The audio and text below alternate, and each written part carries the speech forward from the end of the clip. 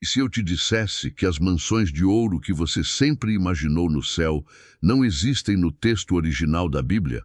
A palavra que João usou muda tudo o que você sabe sobre a vida eterna. Você provavelmente já ouviu que no céu existem mansões preparadas para os fiéis. Essa imagem de um condomínio de luxo celestial é pregada há séculos, mas há um problema fundamental. Ela é baseada em uma tradução que se perdeu no tempo. Quando abrimos o Evangelho de João, no capítulo 14, a palavra que ele escreveu originalmente não tem nada a ver com arquitetura de luxo. A frase famosa, "Na casa de meu pai há muitas moradas", parece clara, certo? Mas para entender o que Jesus realmente disse, precisamos voltar 2000 anos. O termo grego usado por João é monai. E aqui é onde o mistério começa a ser revelado. Monai não descreve um palácio estático, mas algo muito mais dinâmico e profundo.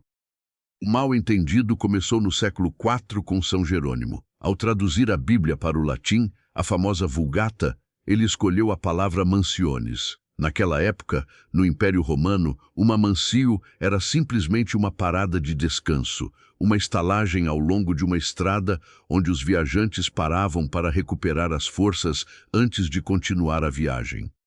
Com o passar dos séculos, a língua inglesa e portuguesa evoluíram e mansio virou mansão, ganhando a conotação de riqueza e opulência. Mas João não estava pensando em metros quadrados ou colunas de mármore. A raiz da palavra monai é meno, que significa permanecer ou ficar. Grandes estudiosos e místicos da antiguidade, como Orígenes, interpretavam essas moradas não como residências finais, mas como estágios de uma jornada. Imagine o céu não como um lugar onde você se senta e para, mas como uma progressão infinita de níveis de consciência e proximidade com o Criador. Jesus estava dizendo aos seus discípulos: "No reino de Deus há espaço para todos os tipos de progresso. Não é destino final de tédio eterno, mas uma série de estações de repouso e uma escalada contínua rumo à glória." A palavra monai sugar que você sempre terá lugar para pertencer.